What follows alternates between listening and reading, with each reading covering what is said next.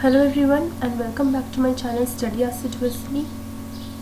I know there has been a lot of gap since I have made my last video. There were some reasons I couldn't make, but finally I'm back, and as I promised you in my earlier video, today I'm going to start with Buddhism. So before starting with Buddhism, let's come to know about the scenario of the time when these religions, I must say, Buddhism and Jainism emerged. It was the 6th century BCE, okay, and it was a period of great religious upheaval. Why? Because during this time, the socio-religious norms of different places were being questioned by great teachers on the basis of their ethical and moral values, like Confucius in China, Zoroaster in Iran, and Parmenides in Greece. They all were questioning the socio-religious norms of that period which was going on. Similarly, in India, two great alternative religions emerged with the names of Buddhism and Jainism, and these religions were the ones which emphasized that true happiness does not lie in the material prosperity or performance of rituals, but in non-violence, charity, frugality. Frugality matlab careful management of material sources and good social conduct. So today in this lecture we are going to discuss about Buddhism only, but the causes of origin of Buddhism and Jainism are same. So I'm going to just say you the causes. It's very easy, you can just note it down, okay, and then we'll start with the main topic of Buddhism. First of all, you know that during this period, 4 varnas were existing in the Indian society. What were they? Brahmanas, Kshatriyas, Vaishyas and Shudras. Okay, the topmost position or the apex position was with the Brahmanas. Okay, and the Kshatriyas were the ones who were functioning as the rulers and the warriors. They were ranked second in the varna. So they reacted very strongly against all the ritualistic domination of the Brahmanas and the various privileges the Brahmanas were enjoying. So they reacted strongly against it. This was one of the major reasons of the emergence of Buddhism and Jainism, because both the people who found Buddhism, that is Siddhartha, Gautam Buddha and Mahavir, were both of Kshatriya clan only. Second, the reason was the rise of new agricultural economy which demanded animal husbandry. Now the economy was slowly shifting to agriculture. Now agriculture is not only about cultivation of plants, but it is also about rearing of cattle. But in Brahmanism, as you all know, that there was sacrifice of animal. Okay, due to the performance of various rituals, sacrifice of animal was a major thing. Now when you need animals for rearing, for animal husbandry, then this is totally against the sacrifice of animals. So now the animal sacrifice and the slaughtering of the animals had to be stopped. And Buddhism and Jainism both advocated non-violence and were strongly against any form of sacrifices. They were found promising to the peasant masses. Okay, the peasant masses really found it promising that not sacrificing animals and therefore using animals for your own profit. Okay, next is many Vaishyas and mercantile groups, okay, who had very good social status and a reign of peace, were patronizing Buddhism and Jainism. And lastly, it was ready acceptance of the simple ascetic peace-centered principles of Buddhism and Jainism by the folk, by the general folk. Means the principles were readily acceptable. They were not very complex religion. This was a very simple religion, and the laity, that is the common man, the general folklore, accepted it. So now let's get started with the true essence of this video, that is Buddhism. So let's get started. First of all, you know that Buddhism, whenever we hear this word, the person who comes into our mind is Lord Buddha. who was the founder of this Buddhism religion. Okay. First of all, how do we get the resources, the sources from which we come to know about Buddhism? So there were two early Buddhist literature, which was divided into canonical text,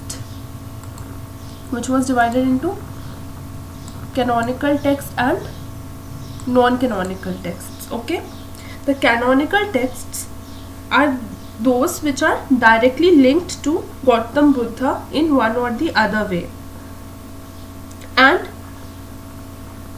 these are the books which lays down the basic tenets and principle of Buddhism, such as the Tripitakas.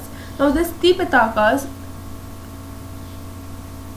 is known as the Tripitakas means the three baskets. Okay, it is also known as the Pali Canon. The Tripitakas is also known as the Pali Canon. Okay, and then comes the non-canonical texts.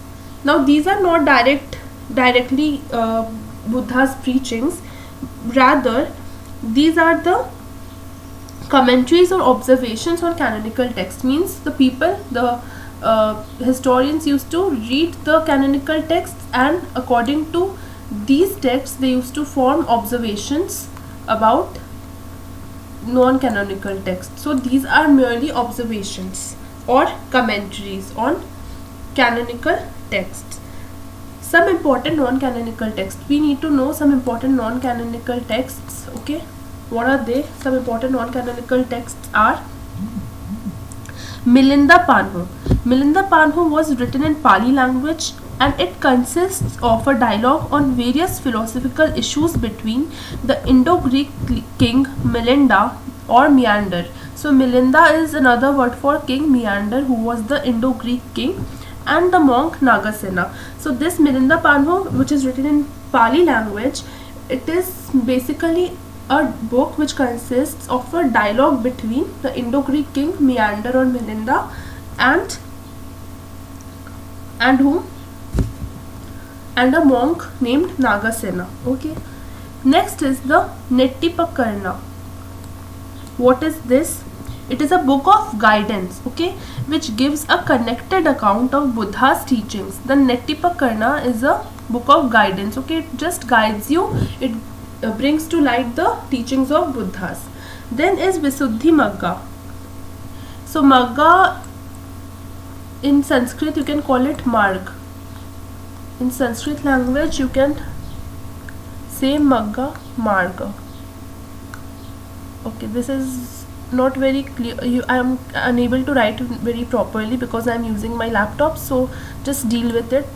But if you have any doubt, you can ask me in comment. I will clear it there. Okay, Magga means Marga. Marga means path. Okay, the Visuddhimagga is a path to purity. Suddhi, you know, purification.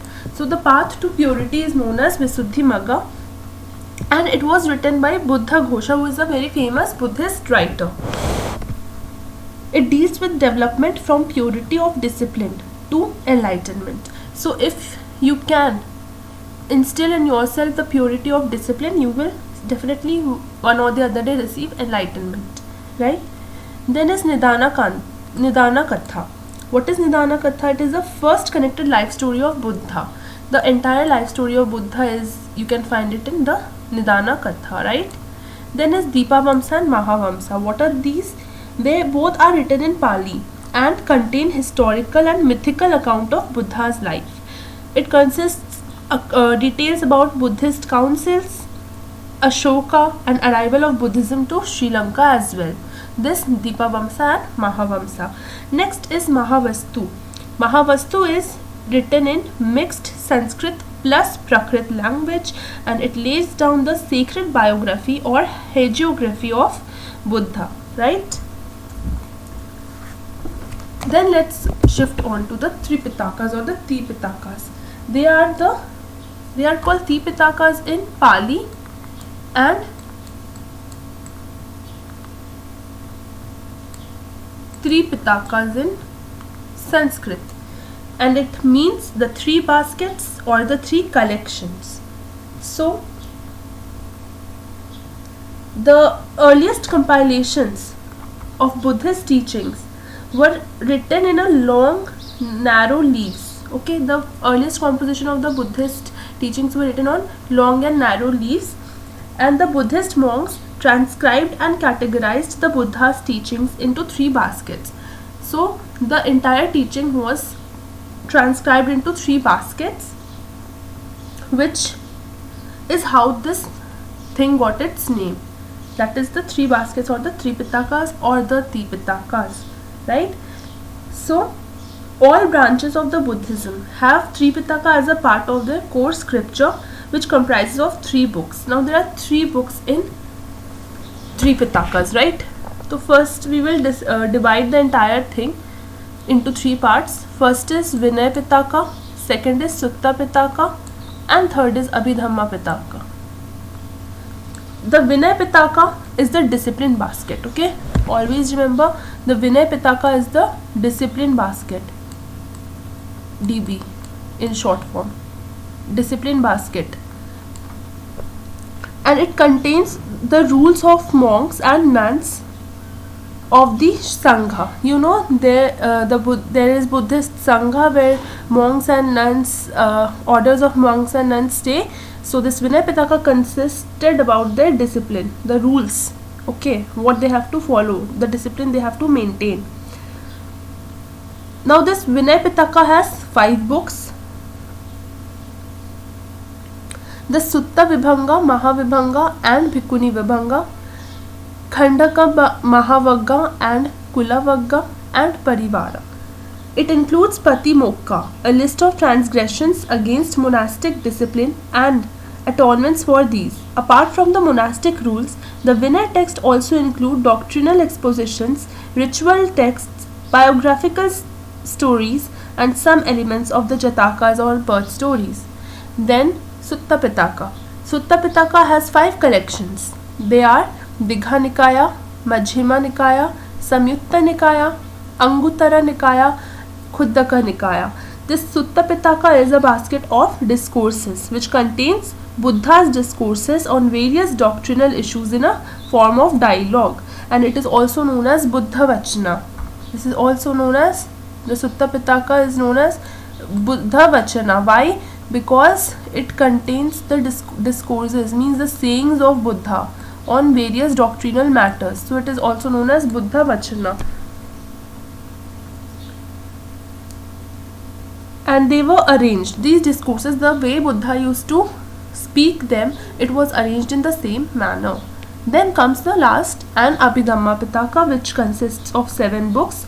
This Abhidhamma Pitaka is a book of higher teachings, a basket of higher teachings, and it contains a thorough study and systemization of the teachings of Sutta Pitaka through summaries, questions, answers, etc. Like it, you can say it is an observation on the Sutta Pitaka. The Abhidhamma Pitaka is an observation on Sutta Pitaka, and it explains the Sutta Pitaka in the form of various summaries, questions, answers, lists, etc. And it has 7 books. What are the 7 books? The Dhamma Sangini, Vibhanga, Dhatu Katha, Pugala Panatti, Kathavattu, Yamaka, Patthana. Right? These are the 7 books of Abhidhamma Pitaka. Now, let me tell you something about these 5 collections. Just a second.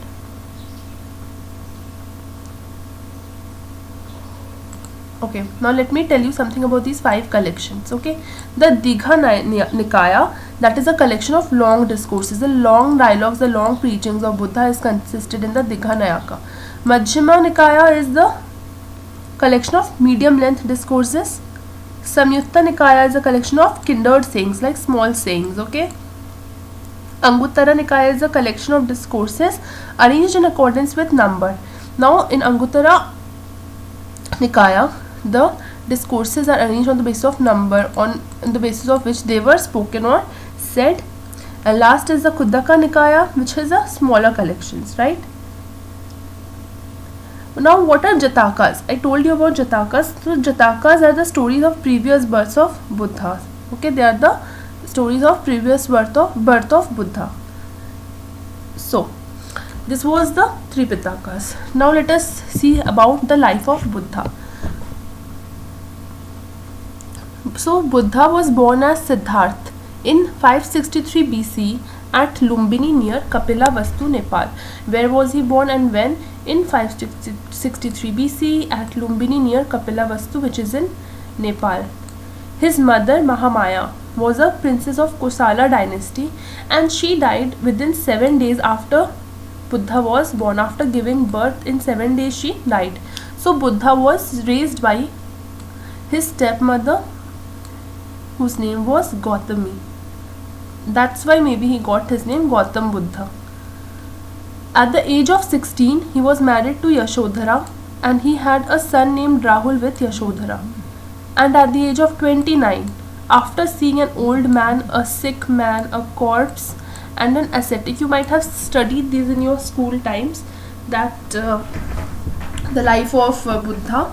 So at the age of 29, after seeing an old man, a sick man, a corpse, and an ascetic, he decided to become a wanderer, and he left his palace with Channa, who was his charioteer, the person who used to ride his the person who used to ride his horse carriage, and his favorite horse Kanthaka, in search of truth. He left his palace. Okay, he meditated with established teachers of that era. There were some established teachers, so he started meditating with them. Who were these teachers? They were Alara, Kalama, Uddaka, and Ramaputta. He started meditating with these established teachers. After that, after some time of meditating, he could, but after meditating for some time, he was not convinced with the instructions that these teachers, that is Alara, Kalama, Uddaka, and Ramputta, gave him. He was not convinced with their instructions, as they taught him how a man could get liberation from sorrow by mental discipline and knowledge only. He thought that mental discipline and knowledge was not the only way in which a man can get liberation from his sorrow. So he then went forward. Then he was accompanied by 5 wandering ascetics. Again he was accompanied by 5 wandering ascetics. They were Kondanna, Bhaddiya, Vappa, Mahanama, and Asaji. And he practiced severe austerities with them until his body was almost emaciated, means he couldn't bear anymore. They were just practicing very severe austerities. Okay, so he realized that the austerities could not lead to realization. So he abandoned these 5 ascetics, that is Kondanna, Bhaddiya, Vappa, Mahanama, and Asaji, and he moved forward towards the village of Senani. Where did he move forward? He moved forward towards the village of Senani, right? Where he was offered a bowl of milk rice by a low caste village girl, Sujata. Sujata offered him a bowl of milk rice. Sujata offered him a bowl of milk rice, and Sujata was a lower class woman. Okay, she was a lower class woman, and he accepted. And Buddha, being a Kshatriya, he accepted the bowl of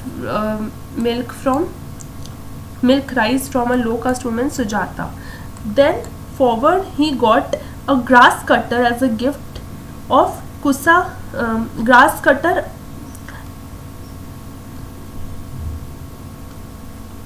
okay, he got a gift of Kusa grass mat, okay, from a grass cutter. Again, grass cutter was also a lower caste person, so he accepted a gift from him as well. And then he took seat under a peepal tree facing east, and then he resolved that he will not rise until he attains enlightenment. During this process, the Mara was lord of illusions. When he sat under the peepal tree, pledging that he won't get up till he attains salvation, Mara, who is also known as Lord of Illusions, perceived that his power was about to be broken and rushed to distract him from his purpose. Okay, Mara rushed to distract Lord Buddha from his purpose. Gautam touched the earth, calling it to bear witness the countless lifetimes of virtue that had led him to this place of enlightenment.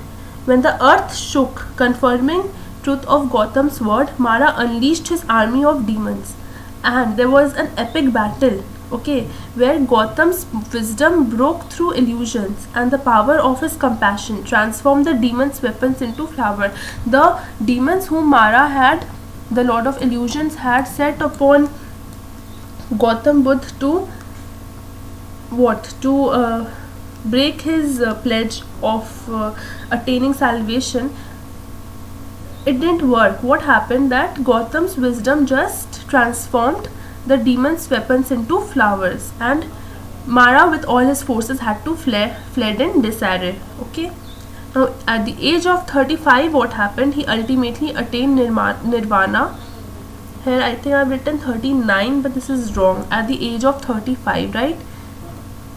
See, you can see the chronology. At the age of 16, he was married. At age of 29, he had left his palace. And at the age of 35, right, not 39, this, please make it 35. At the age of 35, he attained finally nirvana, where at Gaya, Magad in Bihar, and he came to be known as Buddha. And he attained nirvana, and he attained nirvana under a peepal tree, which is known as the Bodhi tree. It is at Uruvela. Buddha delivered his first sermon, his first preaching. Where did he deliver it? At Deer Park in Sarnath. And this event where he gave his first sermon is known as Dhamma Chakka Pavartana, meaning turning the wheel of Dharma.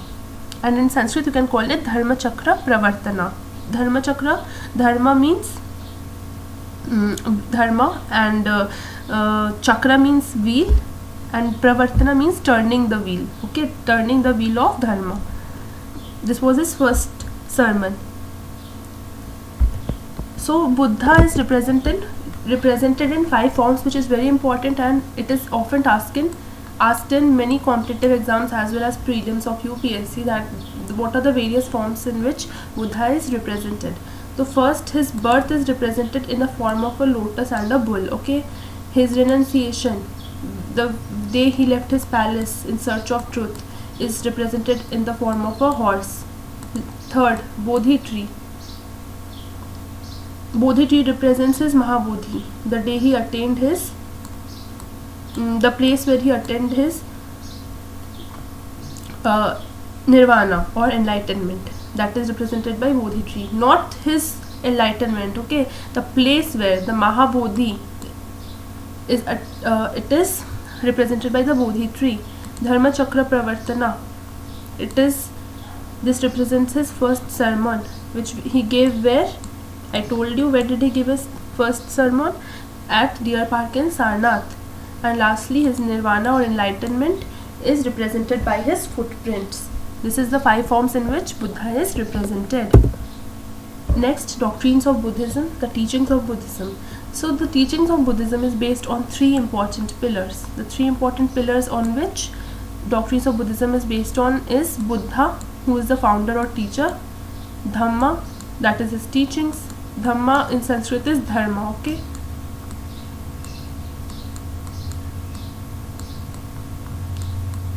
Dharma.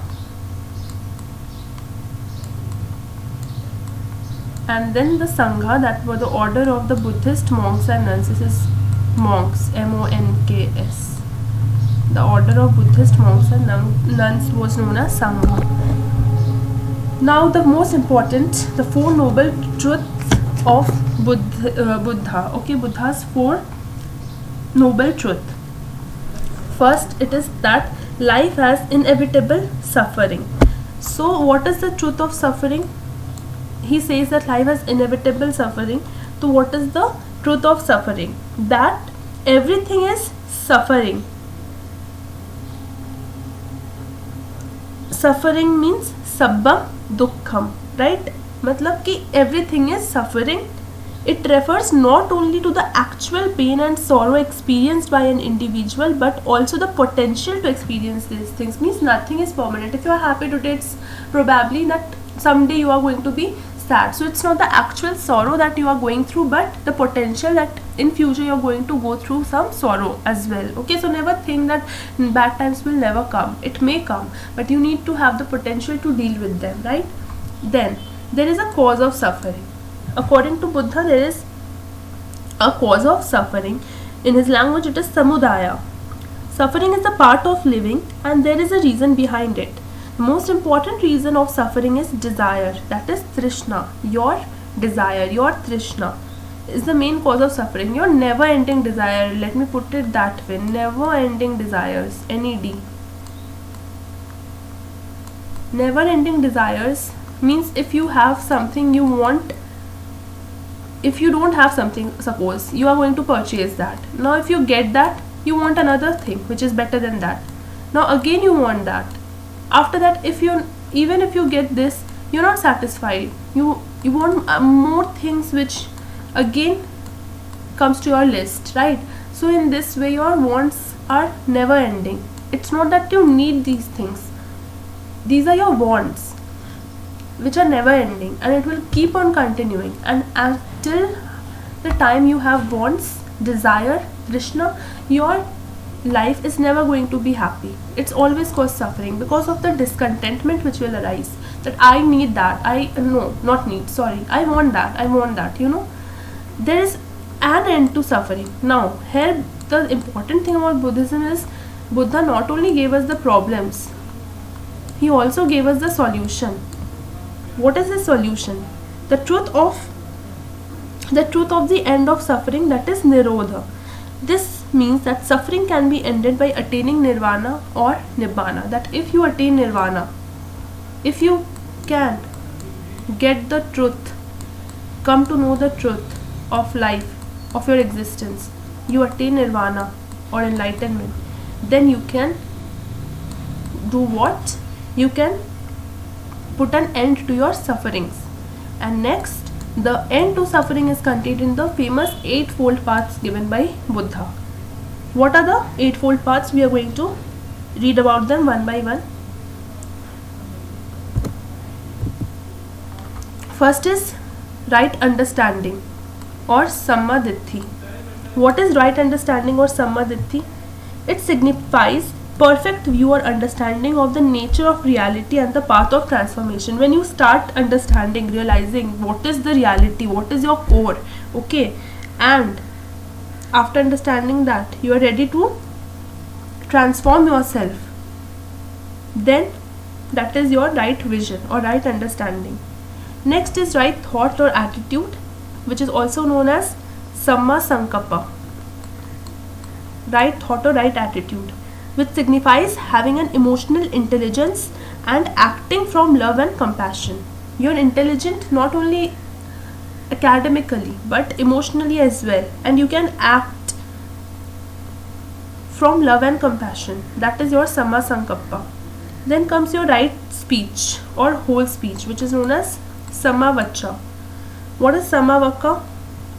It signifies clear, truthful, uplifting and non-harmful communication. The way you speak to others, you can express your thoughts clearly in a truthful manner, in a way you can uplift others, not demotivate, okay, and non-harmful communication. Then comes the right action or the integral action, which is known as samma kamanta. What is right action? It signifies an ethical foundation of life based on principle of non-exploitation of oneself and others. It includes the 5 precepts or training rules, which are like an ethical code of conduct governing the behavior of members of the monastic order and the laity. So what are the 5 precepts? Let's see. Do not commit violence. You should not undertake any training to avoid taking the life of other beings, not only humans, even animals. Every life should be respected. So the first integral action is do not commit violence. Second is do not covet the property of others, means avoid taking things which is not yours. Never try to take property of others. Do not indulge in corrupt practices or sensual behavior. Fourth, do not speak a lie. And lastly, it is do not use intoxicants. Okay, that is, and there were many rules for the monks and nuns who used to stay in the sangha. What were their rules? They couldn't eat after midday. They couldn't dance, sing, or indulge in any kind of music or entertainment. And they cannot use luxurious beds, or they cannot handle jewelry like gold, silver. Okay, even money they couldn't handle. So these were the 3 rules they had to practice. Who? The monks and nuns of the Sangha. Avoid eating after midday, abstain from dancing or singing, music and other entertainment, and to abstain from using high or luxurious bed, and from handling gold and silver and money. Then the 5th, this we were studying under the right to action. Now let's get to the 5th of the eightfold path, that is right livelihood, that is samma ajiva, which signifies a livelihood based on correct action and on ethical principle of non-exploitation. According to Buddha, it formed the basis of an ideal society. Then is the right effort, that is samma vayama. What is it? It signifies consciously directing our life energy to transformative path of creative and healing action that fosters wholeness, thus moving towards conscious evolution. Then comes right mindfulness, that is samma sati. What is this? It signifies developing awareness about oneself and keenly watching your behavior. Okay, your behavior, you have to keenly keep an observation on your behavior. Buddha says that if you hold yourself dear, watch yourself well. If you think that, if you love yourself, then keep a watch on your behavior as well. Then is the right concentration or samma samadhi, and the last of the eightfold paths. What is it? It signifies samadhi in the sense of enlightenment or Buddhahood. Samadhi literally means to be fixed, absorbed in, or established at one point. Thus the first level of meaning is concentration. When the mind is fixed on a single object, the second level of meaning goes further and represents the establishment not just that of mind but also of the whole being in various levels or modes of consciousness and awareness, right? So when I'm teaching you all this, you should not just listen to me. You can just slow down the speed from the menu, okay, from the settings, and you can just keep writing. And if you feel that I'm going fast, then please comment and say it to me. I will just give you the parts you missed out. I will give it to you in the comment box. So if you have any doubts or if you have any complaints regarding my videos, then please do communicate, right? Because I will understand only after that. Next, let us see some important Buddhist councils, right? What are some important Buddhist councils? First Buddhist council was organized in 483 BCE at Rajgriha, at the Sapta Parni cave in Rajgriha. The chairman was Mahakashyapa. Its patron was Ajatashatru, who was of Haranyaka dynasty. Patron or the king or the ruler was Ajatashatru, right? The chairman was Mahakasyapa, or the president was Mahakasyapa, but the ruler at that time was Ajatashatru. What was the result? After the first Buddhist council, the result was compilation of Sutta Pitaka and Vinaya Pitaka by Anand and Upali respectively. They compiled Sutta Pitaka and Vinaya Pitaka. Then the second Buddhist council was held in 383 BCE at Chulla Vanga in Vaishali. The chairman was Sabbakami and the patron or ruler was Kalashoka, who was from Shishunaga dynasty. What were the results of this council? The monks of Vaishali wanted some changes in their rites and schism into Sthaviradins and Mahasangikas. Third Buddhist council in 250 BC by Ashok Rama, Bihar, Patliputra. Now the chairman was Mogaliputta Tissa, and patron or the ruler was Ashoka of the Mauryan dynasty. In this, Abhidhamma Pitaka was compiled, and the decision was taken to send various missionaries to different parts of the world. And the fourth and the last Buddhist council in 98 AD at Kundalavana in Kashmir. The chairman was Vasumitra and the vice chairman was Ashvaghosha. Ruler was Kanishka of the Kushana dynasty. And what were the results? Compilation of Mahavibha Shastra, Sanskrit comment on Tripitaka, and the division of Buddhists into Hinayanas and Mahayanas. Buddhists were divided into two different schools, Hinayanas and Mahayanas. You can just pause the video and write it down or take a screenshot of this councils. Next, some important Buddhist writers. Now we will read about some important Buddhist writers. First is Ashvaghosha. Ashvaghosha was the author of Buddha Charita written in Sanskrit. And Ashvaghosha was contemporary of Kanishka. Kanishka was the ruler during the 4th Buddhist Council. He was a contemporary of Kanishka.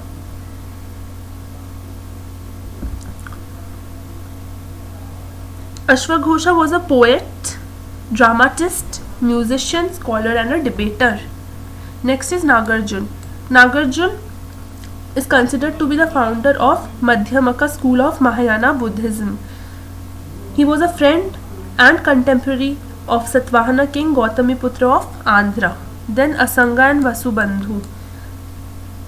Now, they were two brothers. Asanga and Vasubandhu were two brothers who flourished in Punjab region in the 4th century CE.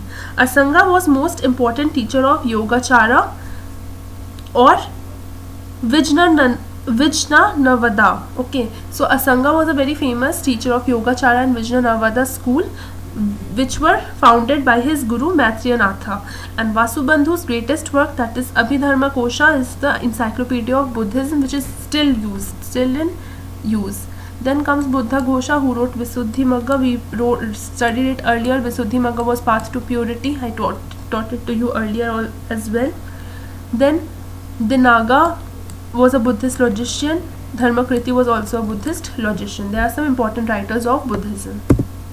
Then the different schools of Buddhism. I have prepared these notes in very short form. Okay, and if you read them, if you write them, everything will be covered.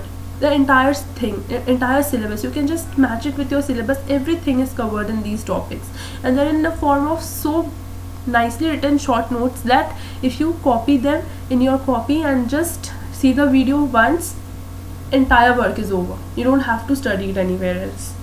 I'm sure, because I have taken the materials from books, not from NCERTs, but some sources are from NCERT, like some pictures I have shared of NCERT, but otherwise they are from good books which are basically prepared for civil services, right? The sources.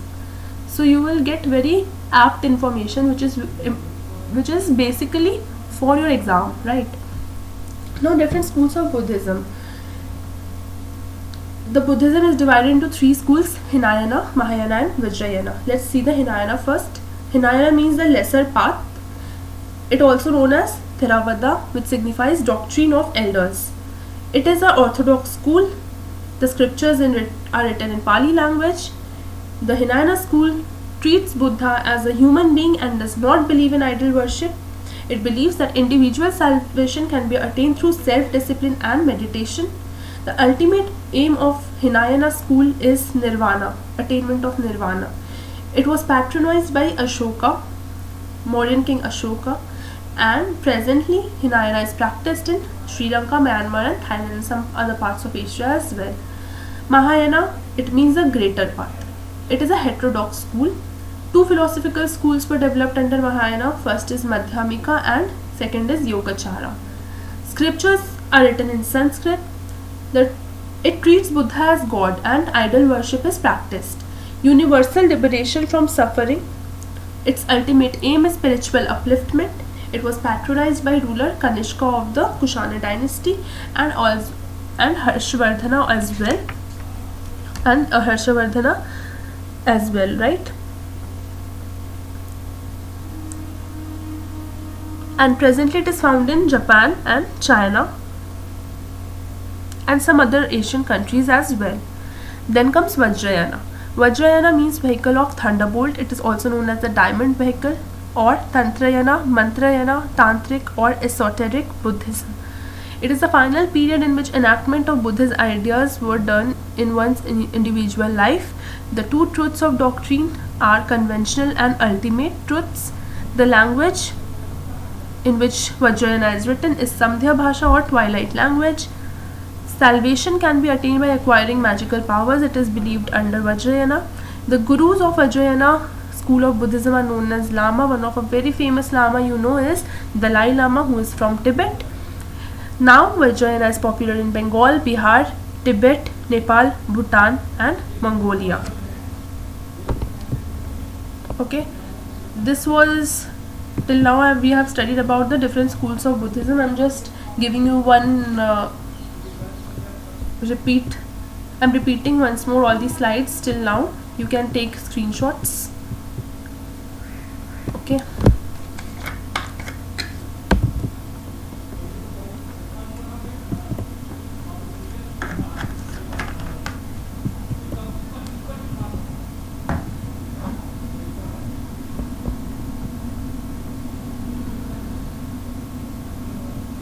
Okay, now we are going to study about the 8 great Bodhisattvas. What are the 8 great Bodhisattvas? First is Manjushri. Manjushri embodies wisdom and insight. It is usually depicted with a sword. In this, Buddha is represented in 8 different forms. First is Manjushri, which embodies wisdom and insight of Buddha. In this, Buddha is depicted with a sword in his right hand and a text in his left hand. In his right hand, Manjushri holds a flaming sword that symbolizes wisdom that cuts through ignorance. In his left hand, he holds the Prajna Paramita Sutra, which is a scripture that signifies his mastery of Prajna. Often he appears sitting on a lion or lion's skin.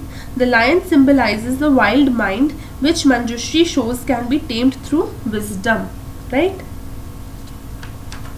Then is your Avalokiteshvara. Avalokiteshvara embodies compassion. It is depicted as a white color and holding lotus. Okay, it is Avalokiteshvara is represented in white color and it holds a lotus. Then is Vajrapani, which represents power. Vajrapani represents power and forceful energy. It usually depicted in blue color and holds a Vajra, that is a lightning bolt, in his right hand. Among all the serene meditative Bodhisattvas, Vajrapani is wreathed in flame with a fierce pose and fiercer face. He is usually depicted standing in a warrior pose and surrounded by fire, which represents the power of transformation. Then is Kshitigarbha. Kshitigarbha is it is a richness and fertility of land. As opposed to the most Bodhisattvas who appear wearing luxurious robes of royalty, the Bodhisattva of Kshitigarbha wears simple monk's robes and carries a staff which he used to open up the gates of hell in one hand, and in the other he holds a jewel called the Chintamani that has the power to light up darkness and grant wishes. Then is Sarvani Varana Vishkambhin. Okay, Sarvani Varana Vishkambhin, which purifies wrongdoing and obstructions. It is depicted in deep blue skin associated with royalty and is seated on a lotus holding a wheel of jewels. In addition to blue, the Bodhisattva may also appear white when his role is to relieve calamities, or yellow when his role is to provide sufficient provisions. Next is Maitreya. The Maitreya embodies love. Since Maitreya is currently waiting to enter the world, Maitreya is has yet not taken a birth. Okay, and we all know that the next birth where Buddha will take after Kali Yuga, it is going to be Maitreya. So Maitreya is currently waiting to enter the world. He is usually depicted sitting and waiting and is often painted orange or light yellow, wearing a khata, a traditional scarf made of silk, and holding an orange brush, symbolizing his ability to clear away distracting and destructive emotions. Then is Samantha Badra, which displays prayers of aspiration.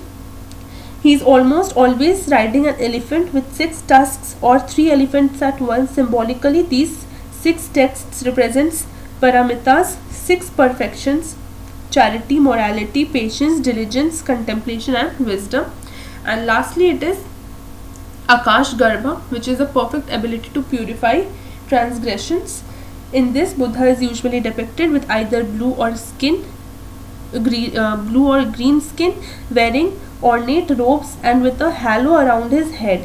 He generally appears in a peaceful meditation pose, sitting cross-legged on a lotus flower or standing calmly on a fish in the middle of the ocean, and carries a sword to cut through negative emotions. So this is a long topic. If you all want me to give a proper table for this thing, I will prepare a table and upload it. Please comment below if you want a table on this 8 great bodhisattvas. I'll prepare a proper table and put it in front of you so that you can just take a screenshot and save it for later and study. Here just I have given you what the 8 thing means, and I have spoken about what the appearance of Buddha is like in this 8 bodhisattvas. So if you want me to write and give it to them, then please comment below. I will give it to you in the comment box only, or I will make another video and I'll just put one table in that, right? So if you want it, please comment. Here are the 8 bodhisattvas. You can take a look at them, and you can even find more pictures at Google which are more clearer. This was the clearest I got, so I put this one. And if you want, just please go and see in Google, right? Next, the reasons for spread and popularity of Buddhism. The important reasons why Buddhism spread so much and gained so much popularity. Why? First, it appealed to the common man. Okay.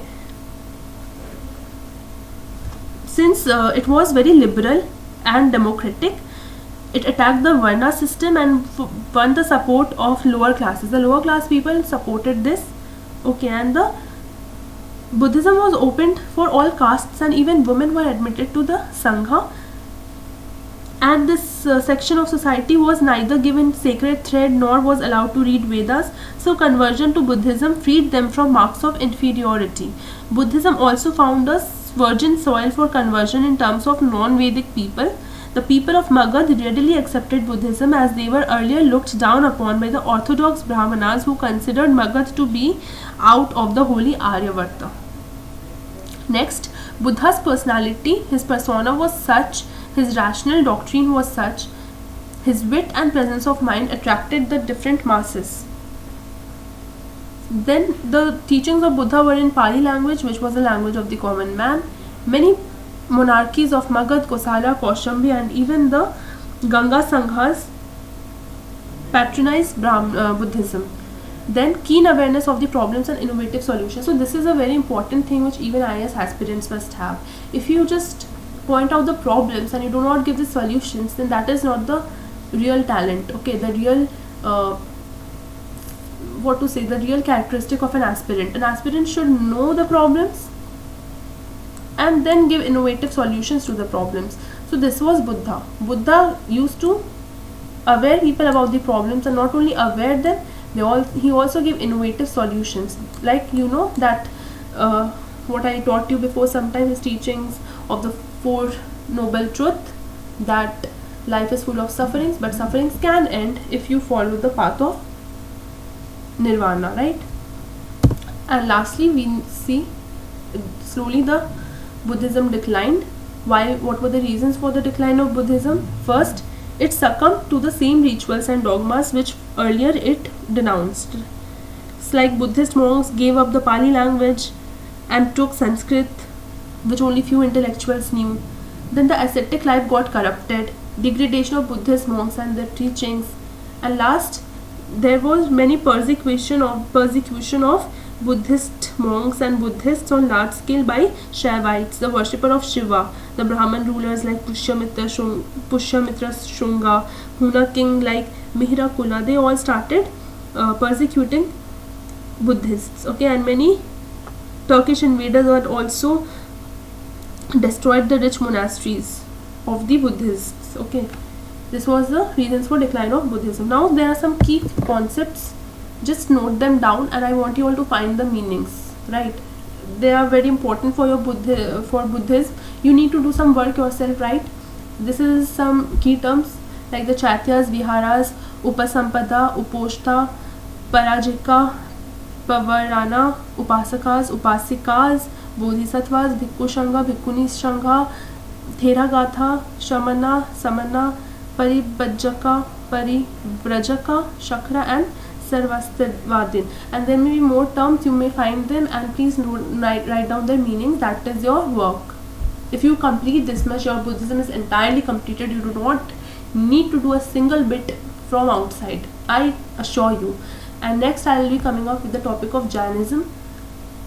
Before that, if you all give me comments that whether I will make a chart of the Bodhisattvas or not, then my next video will be of Bodhisattvas, otherwise I will be uploading about Jainism. So first of all, I would like to say you that these videos are on the basis of very accurately made on the basis of the syllabus, first of all. Second, they are made in the form of short notes, plus even you can just expand them and make answer writing too. So these videos are helpful for your prelims as well as mains. Third, I'll be uploading it very serial wise. Ancient history I'll be uploading first, so entire syllabus will be covered topic wise. You can just check with your syllabus. For that you have to subscribe and press the bell icon so that you can get my updates whenever possible, whenever I upload them, right? Third, because I'm working very hard on these videos, you can just like and share my videos so that more people can see at them, since it's my new initiative to make these videos. So please like my videos, share my videos, subscribe to my channel and press that bell icon, right? If you like my videos, please comment down below. If you have complaints, you can comment them, the complaints as well, so that I can make my videos according to your the way you want them, right? Thank you so much. Next I'll be coming up with Buddhism. Thank you.